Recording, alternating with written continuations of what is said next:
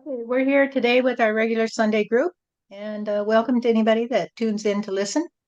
And so, who has anything on their mind today that they would like to talk about? Me. Monica, you got the mic. Yeah, I have some controversial questions. I think I Okay, kind of list three here. So can I start? you can. Okay. Yeah, so the first one is um Bitcoin, this cryptocurrency, because it's Hmm. quite controversial.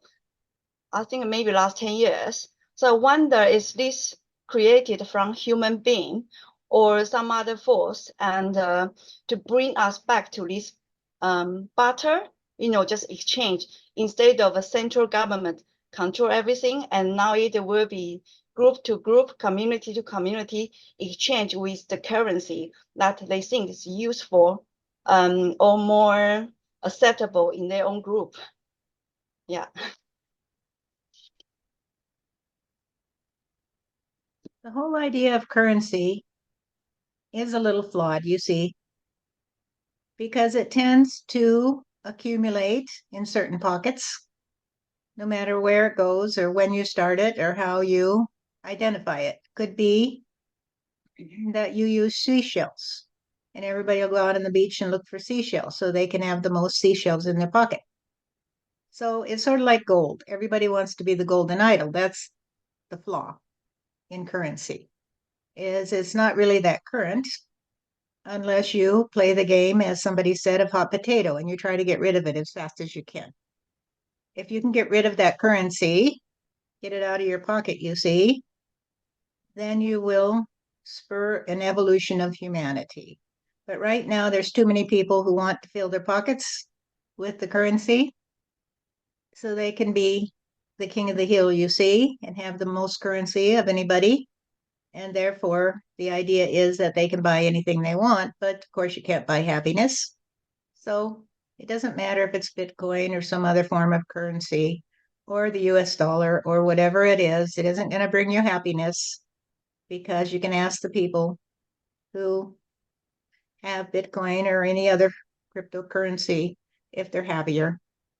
And if they are, you could say, well, what makes you happy? Is it because you have the most of it in your pocket or more of it in your pocket than you have US dollars or some other currency in your pocket? And they might say, yeah, because I'm rich now. I got, all these different kinds of currency in my account. And someday I might cash them in, but right now I'm going to live poor because I don't want anybody else to get them. If I give them back, somebody else might end up with them. You see?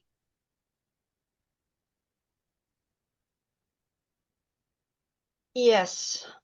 But I kind of get the idea why it start is most of them I think is from very I think they call Gen Z, like younger generation, kind of not really happy with how the government print the money the way they do, um, like financial easing, this quantum easing thing stuff.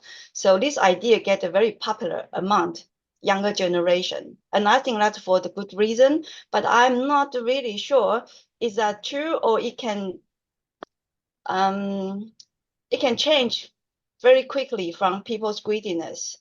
But I wonder is this being created for good cause or bad cause?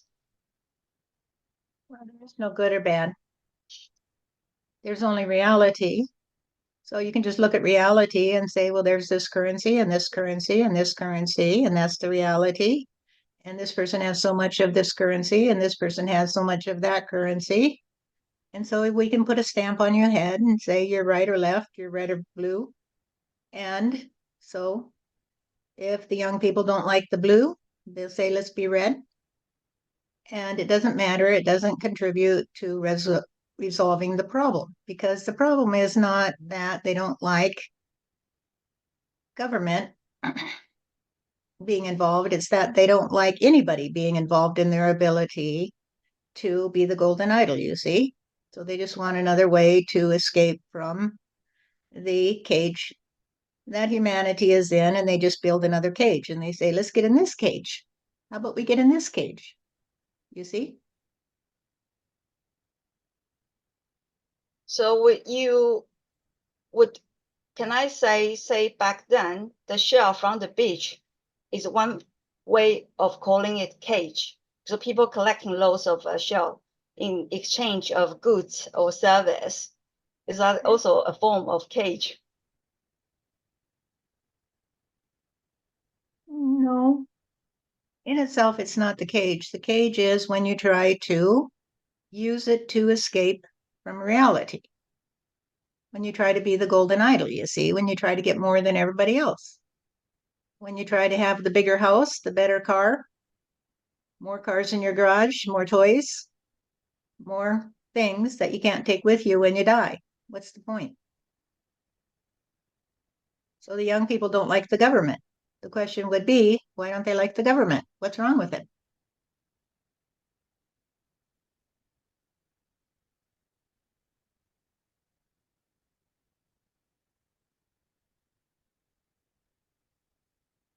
Yeah, that is a good question.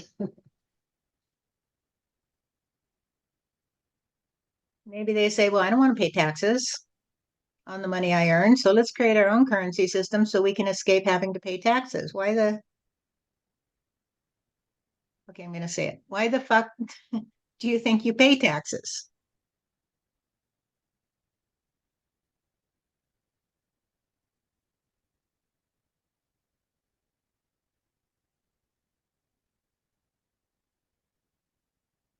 So this would be a very temporary thing because it doesn't really follow the truth from God. No, of course not. It's just a way of trying to escape what you consider a cage, which is that you have to pay taxes or you have to do this or that. And you create your own system of currency. So you can exchange money under the table, so to speak. And then you don't have to report it to anybody because it's just a little exchange system.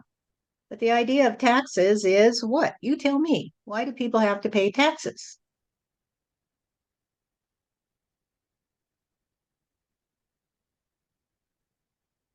I, I think the question is bigger than I can answer because this also go beyond like country to country. Say I know there's a country in South America.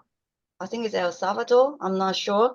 They have this Bitcoin as their bartender. I don't know the word. Basically, it's like a national currency. Yeah, to take it very seriously. Okay, who pays for the schools? Who pays for the roads? Who pays for your fire service? Who pays for your army? Who pays for your government? Are you going to dig into your pocket and say, hey, I just got to be a billionaire, so now I'm going to give you all my money so you can pay for the roads that other people drive upon? Who's going to repair them?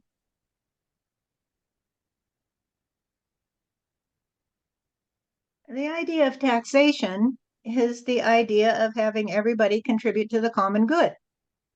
And if the young people say we don't want to contribute to the common good because we're so spoiled, we expect it just to be given to us just because of the fact that we're here and our parents have always given us everything that we ever wanted. We've had it pretty good.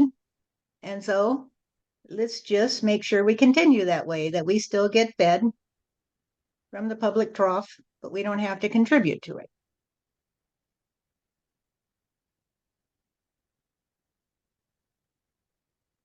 So is this a sign, like for it to be this popular?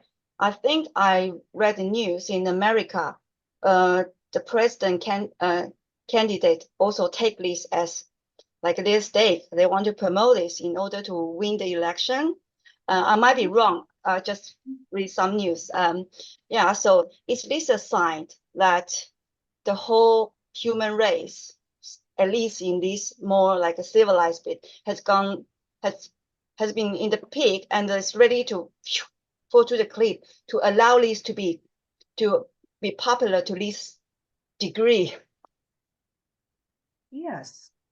Right now, as we understand it, the people who are collecting these currencies, other than some that may live in pockets where they are actually a true form of currency, are just creating a balloon full of hot air.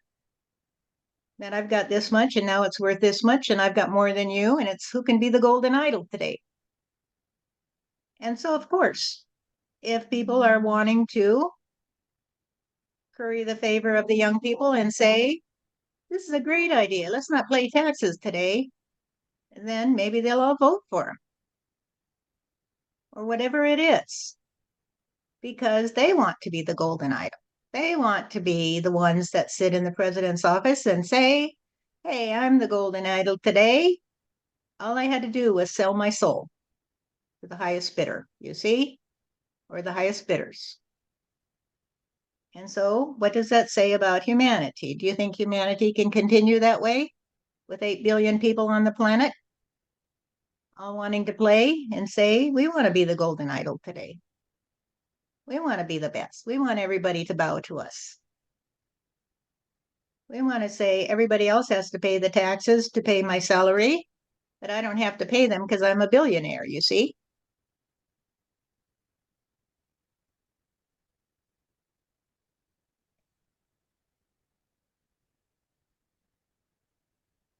Okay.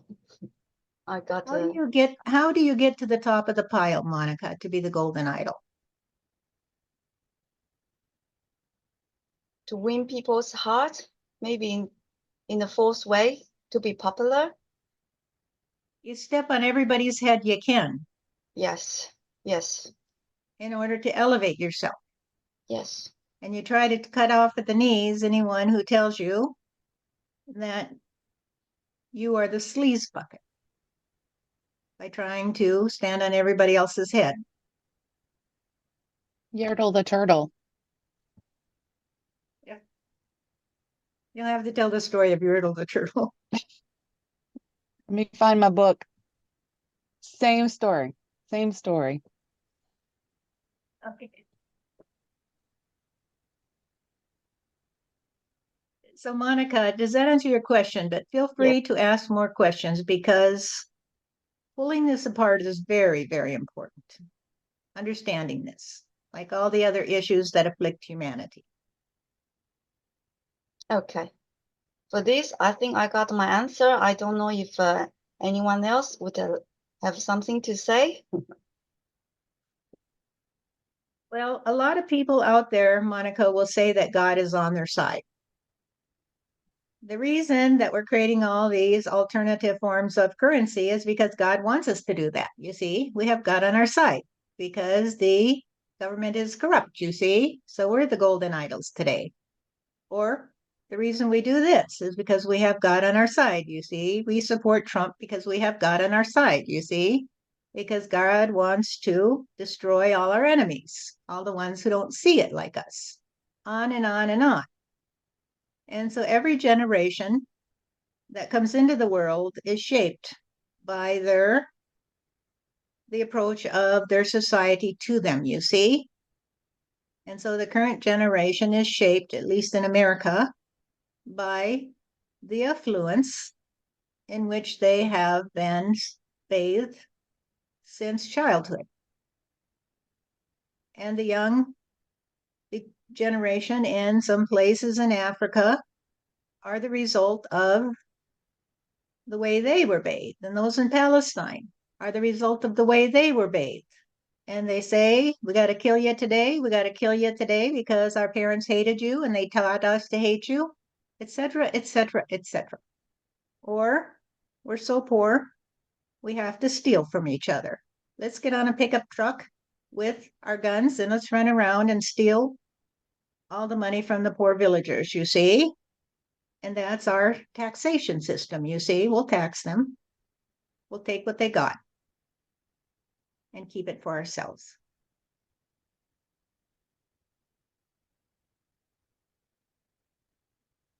So is this phenomenon a way to bring up how ugly the human being can be? And then since my turn around, because it can't be worse than that. Well, look around you and look in your history. How horrible was it in World War II? Were you in Japan when the bombs were dropped?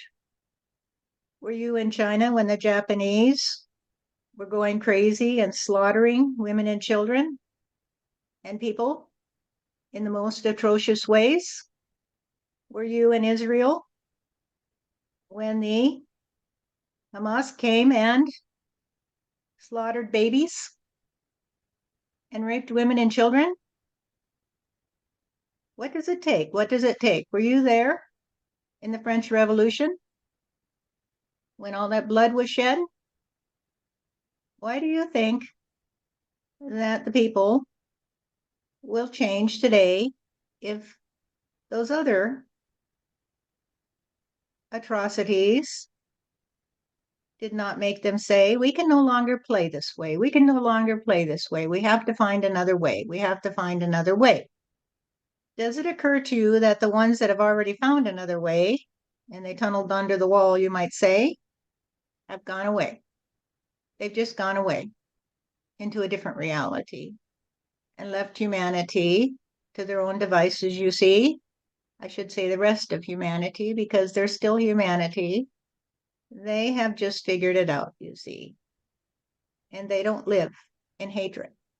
And they don't live in attempts to escape their cage by building another one and caging other people in it, you see. They just say, I am free, I am free.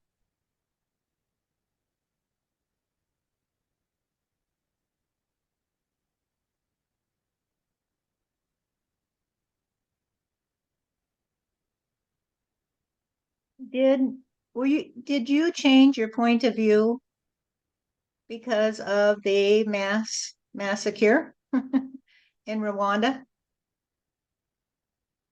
No, neither did most of humanity. They just said, well, I'm glad it wasn't me. I'm glad it wasn't me. I'm glad I wasn't there. I'm glad I live in America or England or wherever where that kind of thing doesn't happen yet.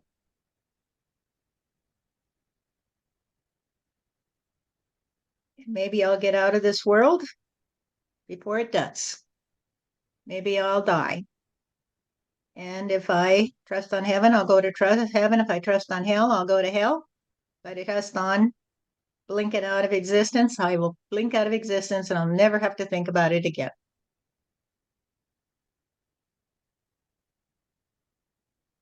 These are excellent questions you asked, Monica. They are excellent questions.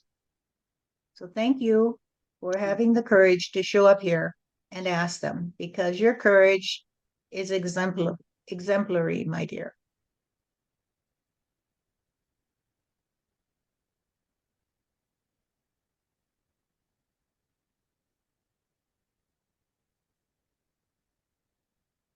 Does anybody else have any thoughts or ideas spurred by what the exchange that's been going on? I just want to say, Monica, that when I first met the circle, I had very similar questions, and they are things that we've lived in. We're a little older, but I reacted a little bit to,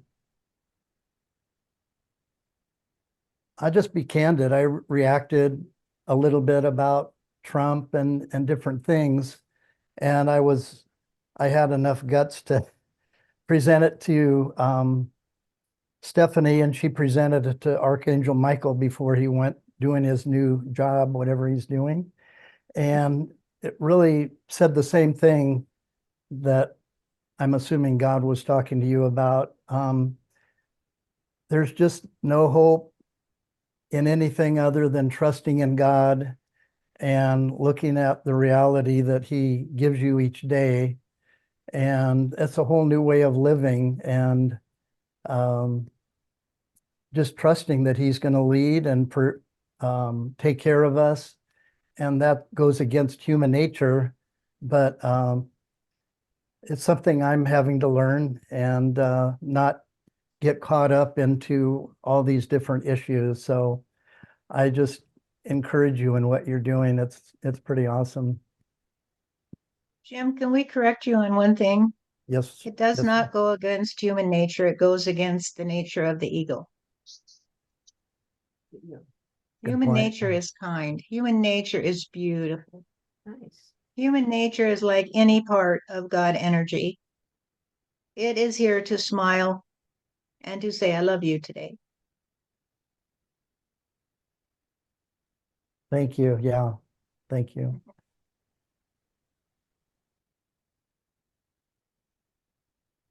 I had this thought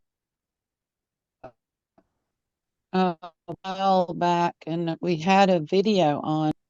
Remember that? If I think money's bad, and I think people with money are bad, then how can I use it in a good way? What are ways that I can change the whole meaning of it for my part? So the intention behind, are you going to sit on it? Why are you sitting on it? Are you going to pass it around? Are you going to give it to somebody who needs it? You want to share that story, Winnie, that you told me yesterday? You don't have to. I'm just asking about sharing the feeling of sharing. Somebody needs it, and you give it to them, and it's just money. It's not something you have to hold on to. Not something you're going to get asked by God one day. I don't think. How much do you have in the bank? You know. So there's energy in it. There's a way to pass it around. There's a way to use it in a good way, since Oh, that's what we've got here. are you sure the one that shared it about money? Yesterday, Yeah. we talked about gratitude, I think, looking at the good things in others.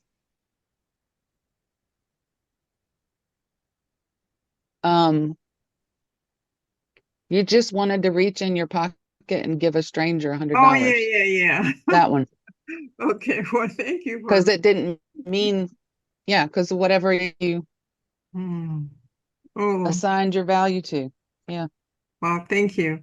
Yeah, we were talking about an experience I had when I had just finished work and I was going to return an item to at the Whole Foods for Amazon. So I had just parked my car, I was walking up to the entrance, and I saw this very tall guy. He was at least 6'8".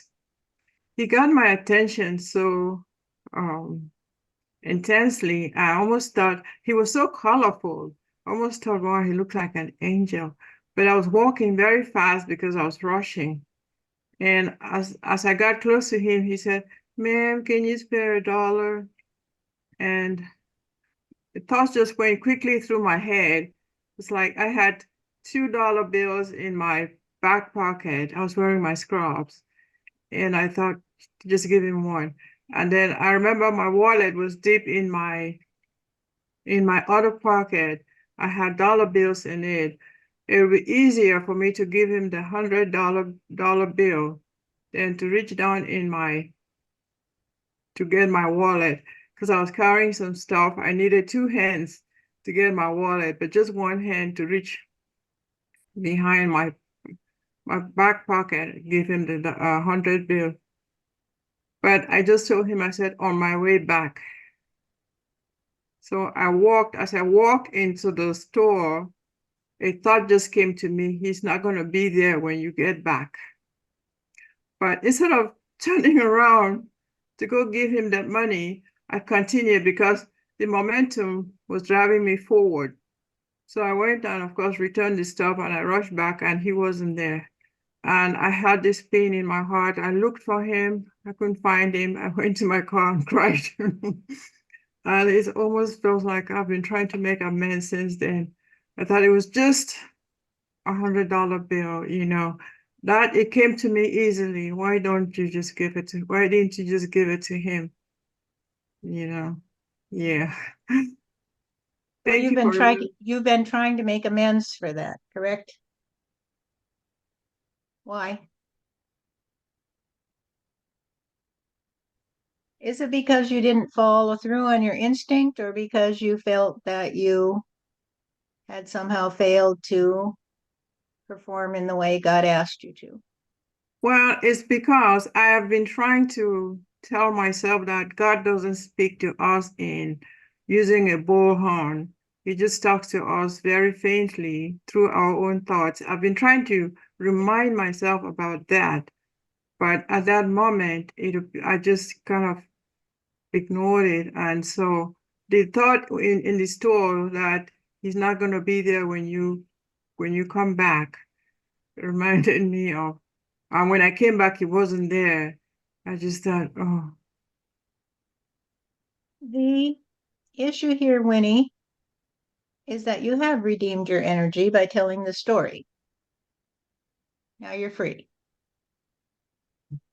thank you, God. Because it isn't that you had to go find somebody and give them $100 or anything else because you felt guilty because you didn't do what God told you to. It's simply because you didn't let the energy flow. So once you open your mouth and let the energy flow and tell your story, then we all know the whole point of you not doing what God told you to was so that today you could tell the story. So it's perfect. Absolutely perfect, right? Thank you. And we all Thank you, say, Jenny. what a nice story, because it reminds us of the perfection of life, you see. What we think might be a travesty turns out to be a blessing for all to see. Does this make sense to you? Yes, thank you. How do you feel, Winnie? I feel relief. Good. So now how Vindicated. does the feeling of relief appear to you? I feel lighter, and I feel like I can still listen and hear God, and don't judge myself for whatever action I take, as long as I release the energy in whatever way that I can. Okay. So your experience of relief simply because you took the time to tell your story tells everybody in this group that we all have clogged energy. And when we can release it to those who can listen to the story and not say, well, that's good or bad, they just say, thank you for sharing. Thank you for sharing the story today. Then the energy will flow away that was stuck in your pipes, you see? And now new energy can come to you and God can talk to you because you're not regretting that you didn't do what God told you to. Because that regret was caught in your chakras, you see? Does this make sense to you? It is all connected in a very intricate way. You might say the wave goes up and the wave goes down. You ride the waves in life, you see, and don't hold back and don't say, I can never tell anybody this story because I'm so ashamed that I didn't do what God asked me to. Or I somehow have to find a way to do what He asked me to, even though the moment has passed, because you can't ever redo it, you see, because you can't ever make that wave come back and carry you one way or another. You just say, I'll catch the next wave, honey. And I will say to myself, well, this is the way God does play. Sometimes we do, sometimes we don't. Sometimes we do, sometimes we don't. Sometimes we tell the story, sometimes we don't. And then what happens? So it's play by play, honey, play by play. And now, because of what you did say, and gave me the opportunity to say what I have to say. Now we're even, see? Now we're even because you got the talk and I got the talk. And now the ball's in somebody else's court.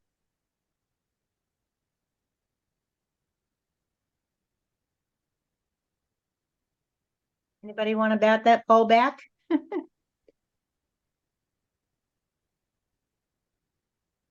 and put it in play, or set another ball in play.